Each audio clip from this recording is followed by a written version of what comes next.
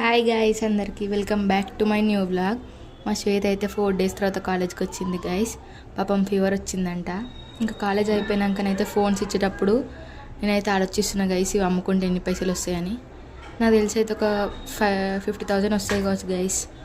ఇంకా కాలేజ్ అయిపోయి ఇంటికి వచ్చేసినాకనైతే ఫుల్ వాన పడుతుంది గైస్. చల్లగా ఉందని మా మమ్మీని బజ్జీలు వేసి ఇమ్మంటే ముఖమేనే వెయ్యి అన్నది గైస్. ఇక నేనే రంగంలోకి దిగిన. ఏం లేదు గైస్, బజ్జీలు వేసుడు అయితే చాలా ఈజీ. ఒక బౌల్లో శనగపిండి తీసుకోవాలి. అందులోనే ఉప్పు, పసుపు, కారం, గరం మసాలా, కట్ చేసుకున్న ఆనియన్స్, ఇంకా పచ్చిమిర్చి వేసి కొత్తిమీర వేసి అయితే కొన్ని వాటర్ పోసుకొని కలుపుకోవాలి గైస్. అంతే. ఇక ఆ పిండిని కొంచెం కొంచెం తీసుకుంటూ ఆయిల్ వేసుకోవాలి. అవి మంచిగా గాలినాకనైతే తీసి ప్లేట్లు వేసుకోవాలి గైస్. దట్స్ ఇట్, మన బజ్జీలతో రెడీ అయిపోతాయి గైస్.